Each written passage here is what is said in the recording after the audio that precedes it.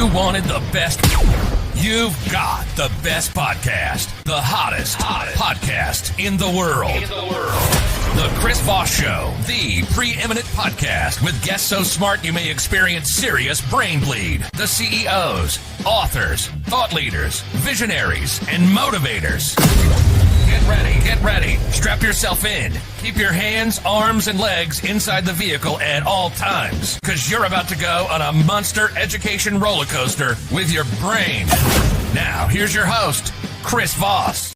I'm host Voss here from thechrisvossshow.com. There you go. Welcome to the big show, ladies and gentlemen. I'm so glad I don't have to sing that line.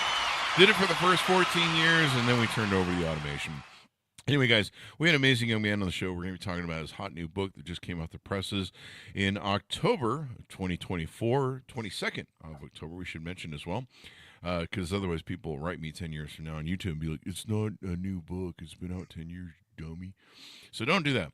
It is called Communicating Under Fire, The Mindset to Survive Any Crisis and Emerge Stronger.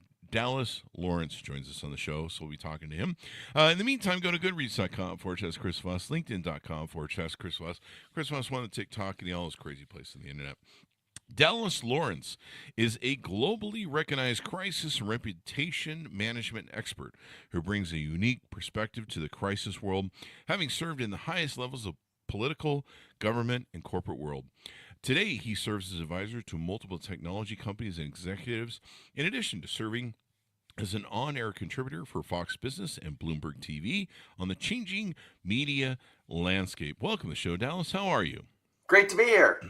Great to have you as well. Give us your .coms, any places on the internet you want people to maybe get to know you better? Yeah, right now we're all about the new book. So Communicating Under Fire, you get it on Amazon, anywhere you buy a book, Barnes & Noble, your favorite booksellers, anywhere you go. But Amazon.com is the best place to go right now. There you go. Give us a 30,000 overview. What's inside the new book? So the basic thesis of the book, and the book was really written for anyone with a reputation worth defending, whether it's your personal reputation, your company reputation, from the local school board leader to the CEO to the military officer on down, recognizing one fundamental truth, and this is the fundamental goal of the entire book, that it's simply a matter of when, not if, your crisis moment will happen. And in today's crisis-fueled, drive-by media scenario, it really is a matter of when, not if. And what the book really dives into is it says we've changed from that 24/7 media environment to one that I call the 1440 media environment. And that's how many minutes are in a day. There's 1,440 minutes. And every single one of those, there is an opportunity for a crisis to come your way, because the media is so starved for content that things that never before would have made the cutting room, to on air, are making it straight into the media and straight into homes around the world. So it's to be prepared for when, not if. And we walk through in the book the best things you need to do during your peacetime, quoting the great Machiavelli, use your peacetime wisely, how you prepare to make sure before your crisis occurs, what you do when it hits the fan, and then what you do to emerge out of that potentially even stronger. Definitely. I mean, you're right. As a CEO, you've got to be prepared for this. Social media, I think, is an accelerant for some of the things you talked about. The media, if it bleeds, it leads, sort of thing. If they can throw somebody on the funeral pyre to light stuff up, they will. It's just one of those things. I mean, they're competing with so much other media content that's out there, like the Kardashians. Yep. And there's a lot of social media faux pas and gaffes that people can do. There's been stories. I think one of the famous ones was I think she was a PR agent, and she wrote something that was kind of racist, or it was something about South Africa that was awful. She got on the plane. She blew something off. She didn't have a big following. She didn't think they would make any sort of impact, and she woke up with her out of a job and her phone blowing up and all sorts of stuff. And so you just never know where it can come from. I've made a social media post, or maybe I wasn't clear on what I was stating, and people will jump your shit, and then they'll share it, and then suddenly the whole world's like, "Hey, dummy!" Fortunately, I've never had that quite happen yet, but there's still time. Well, it's funny that you mentioned that, because I actually have a chapter in my book on cancel culture, and the individual that you talk about is in the book, and she is kind of patient zero for the era and rise of cancel culture, where You had an individual who she made a very insensitive joke about being white, so of course she won't get AIDS when she went to Africa. That was her line that she put on Twitter before she boarded a 14-hour flight. By the time she had landed, literally an entire global mob was hunting her down. People had tracked her flight, recognized where she was going to be landing. They had already contacted her employer, a major marketing agency, asking them for a comment. And they had sent sleuths to the airport where she was landing to get video of her preparing to land. And the gross part about the whole thing, and why it really is patient zero for cancel culture, is it identified that folks weren't there to, people who were commenting online weren't commenting online outraged at her commentary or offended by it. There was almost a gleeful bloodlust to take the individual down and to mobilize a mob to destroy her. And it was a pretty powerful and profound moment, and it taught us a lot about the changing landscape today. It taught us a lot about, you mentioned that social media can be an instigator. In the book, I use the fire analogy a lot. That every crisis is like a fire, in that no two burn the same, but there's a science to them and how they burn. And that we see social media playing three roles. The first is actually, an instigator role that you talked about, where it caused the crisis, or had it not been for social media, the crisis never would have happened. The second that we see far more often is the accelerant, where it's the fuel that's thrown on a small crisis that would have stayed in a small town or country or a small office, that now makes this massive issue that we're having to deal with. And the third's the most important. It's the least talked about, and that's the extinguisher. How do you use social and digital tools today to put the crisis fires out and emerge stronger? But you're absolutely right. In this day and age, I love that you remember the genesis story of the cancel culture. Patient zero. I like that. I mean, it almost seems like we have an unruly mob of people that are very angry and not happy in life, and we're just moving from one crisis to another. They're almost like a mob with pitchforks and flames, whatever they're called. Torches. And they're just torches, and they're just wandering the city trying to figure out which place to burn down next. That's exactly right. And what you're seeing is that there's organization behind it. Many of these groups do it for fundraising. So if they can be seen as taking somebody down, they can then pivot that and raise money from other interest groups. So there now is this isn't just organic. There actually are professional outrage machines out there that are organized to take down cause X or cause Y or individual A or B of the day. And that's the difference, right? So 20 years ago, you would be, most of these people would be stuck on a Skittles and Red Bulls high in their parents' basement, not able to get out, talking to themselves. Now they have, a medium they can reach into every home. As we saw with the presidential election, it wasn't ABC, NBC, and CBS and Fox and the Wall Street Journal that was the most trusted news sources. It was Joe Rogan. It was no discredit to Joe Rogan. This is actually a compliment to him. He's built a network outside of the mainstream media. And that's what all these outrage groups have managed to do, that's able to get their story amplified so quickly. And it's almost like they're fighting over who can create the most outrage. You've got both sides of the political spectrum.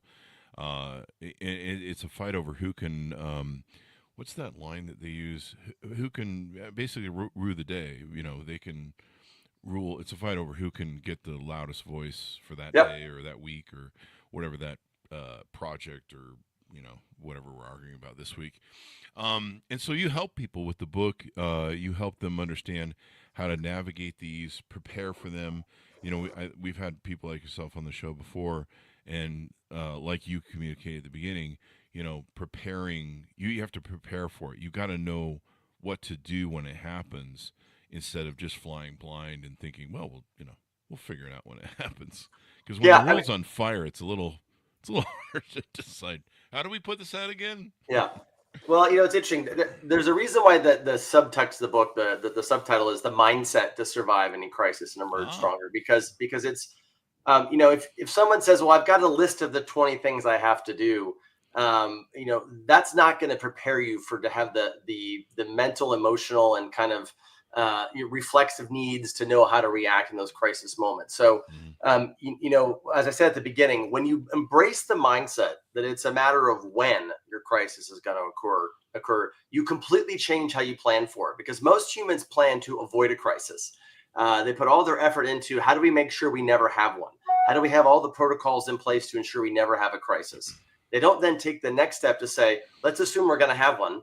And in our peacetime, what are the 10 things we would like to have if our crisis moment occurred? And the book goes through, the first half of the entire book is broken up into what do you do before your crisis moment occurs? How do you identify your saints, saviors, and sinners out there, those who are likely to come to your defense, those who maybe don't know you yet and could be won over, and those who are absolutely against you?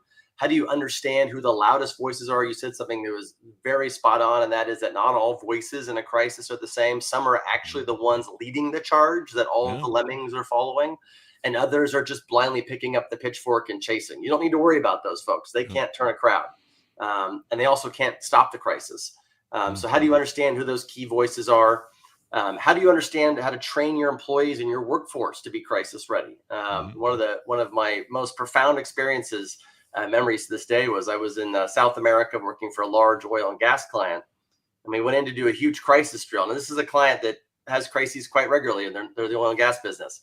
And I saw the general counsel hand his business card to the head of communications at the company. This is the first time they ever met each other at their crisis drill. And I said, well, this is the problem. You guys should know each other and should be well associated with one another. So that's really kind of the key mindset. Once you've embraced that mindset that it's a matter of when, then you start shifting what being prepared means. Being prepared means it's going to happen. What are the key things I need to have at my disposal?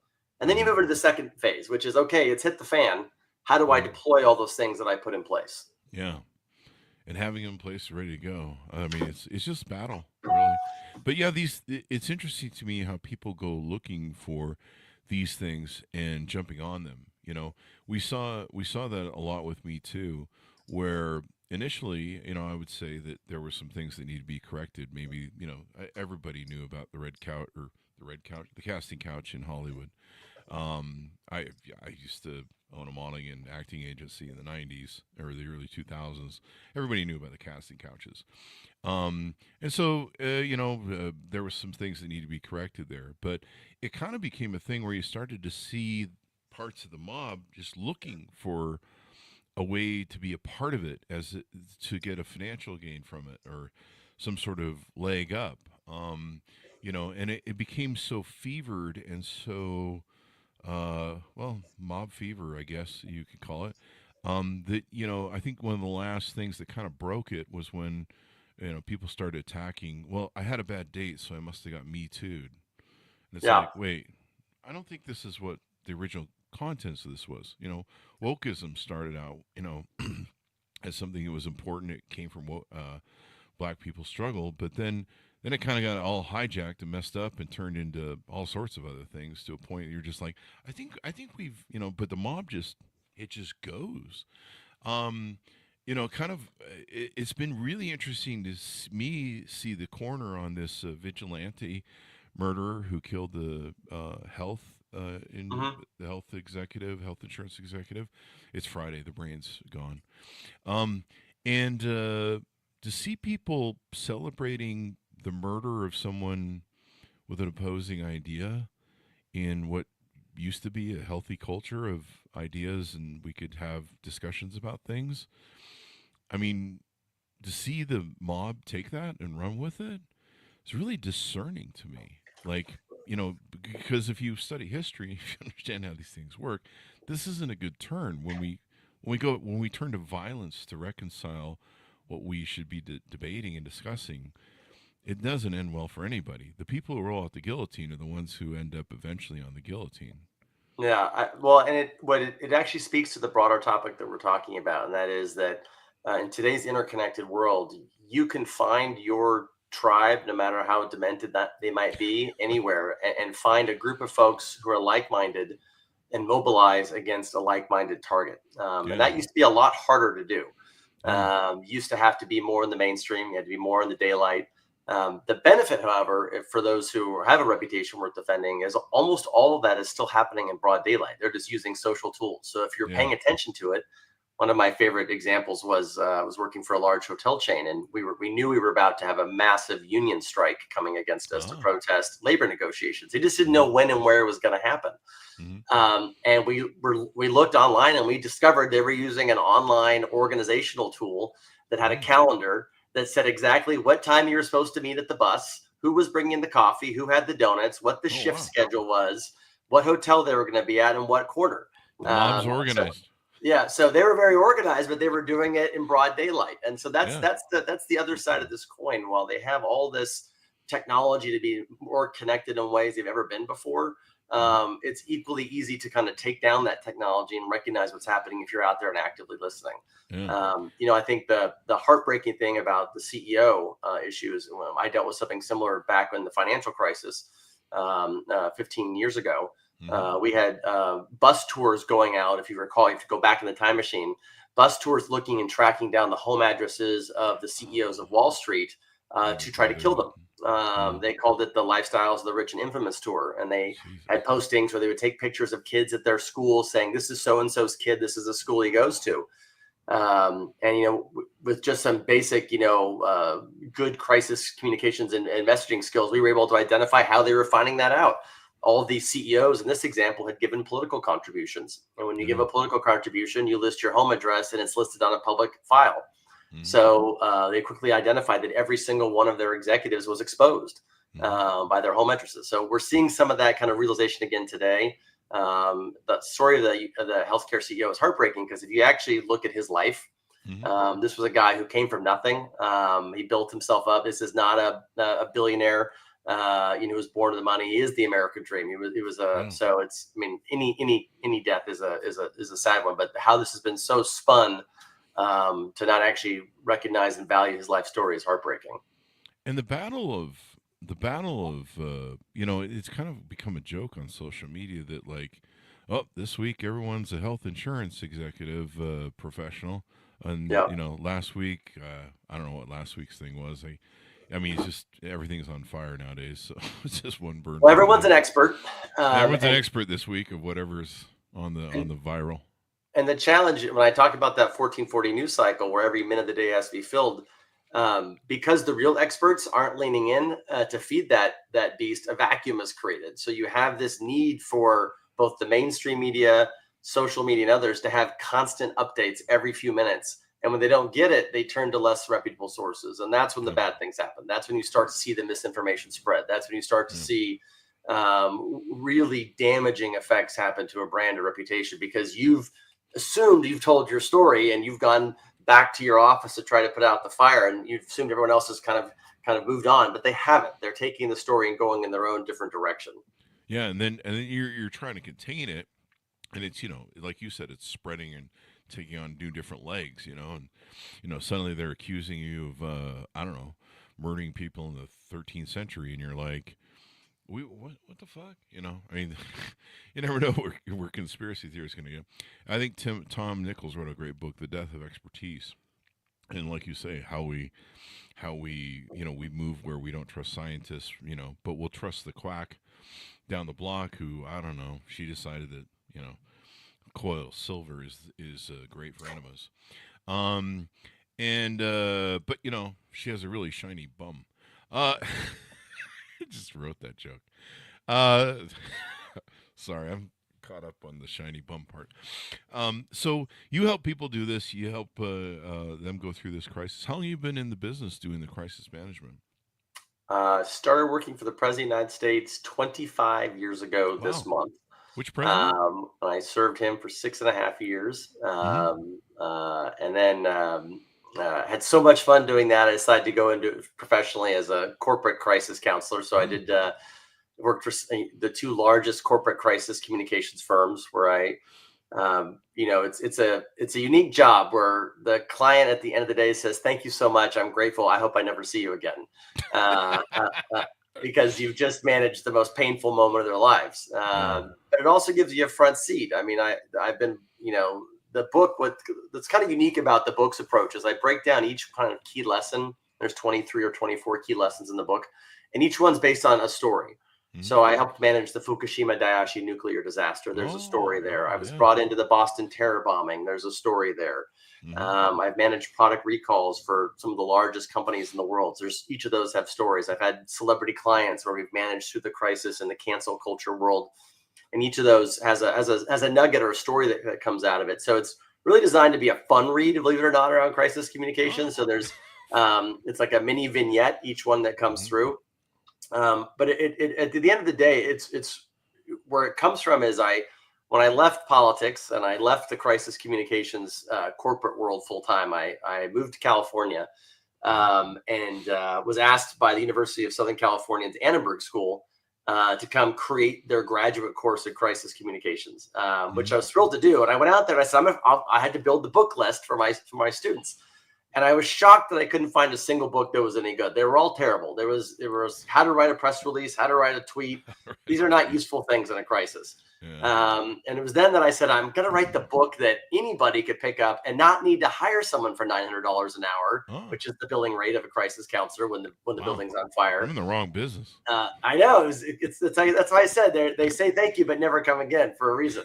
And that's what the goal of the book is, to give you kind of that crisis counselor in your pocket mindset so that you know how to operate when it happens. There you go. I just put in president 25 years ago. Was it Bill Clinton?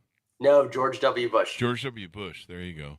Yeah. So you helped. The one problem with George W. was dodging those shoes getting thrown at him all the time in Iraq. Problem. He was excellent at that. You got to watch that video again. Yeah, he was. I should say. Yeah. He's in the middle of I think he was in Iraq. Does the dodge? Yeah. But he literally you see him just do like it was quite good actually. Yeah, it was. It was kind of funny actually. But I'm glad it didn't hit him. That's not appropriate. It would have been embarrassing. It would have been embarrassing. I mean, and he did enough gaffes on his own. Yeah. I mean, I think the next week or the week before, didn't he he walked to the wrong door that wasn't open? And I mean, like, what's amazing is when you're president of the United States, 365 days a year, every minute you're on camera. You got a lot going on.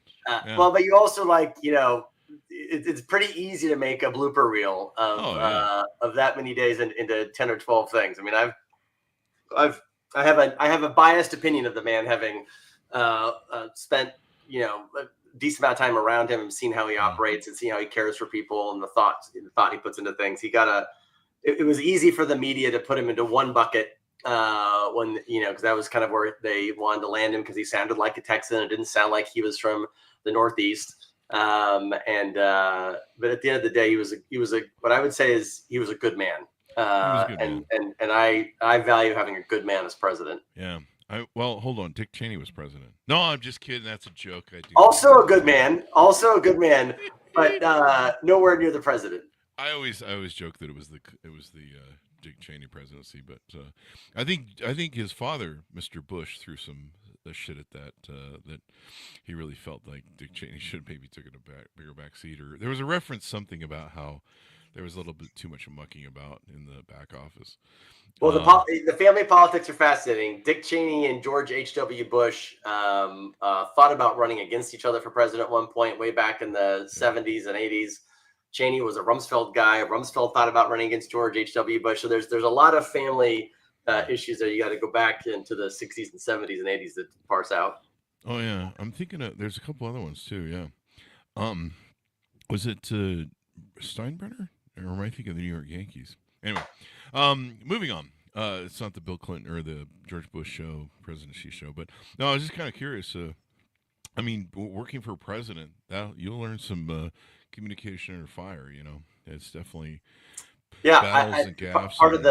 Part of the reason why we came up with the title is one of my jobs was I was a White House spokesperson for the war in Iraq. So I lived in Baghdad for a year, and we literally were shot at during a press conference. So it was I would tell my students when I would teach this class, I would say, you probably won't ever come under live fire from RPGs while you're trying to do a press event, but it'll feel like it at that moment in time when you're getting a blog post or a tweet fired at you. So it's important to have perspective and recognize that you're not actually being fired at in most cases, and then be able to kind of move forward once you have that awareness.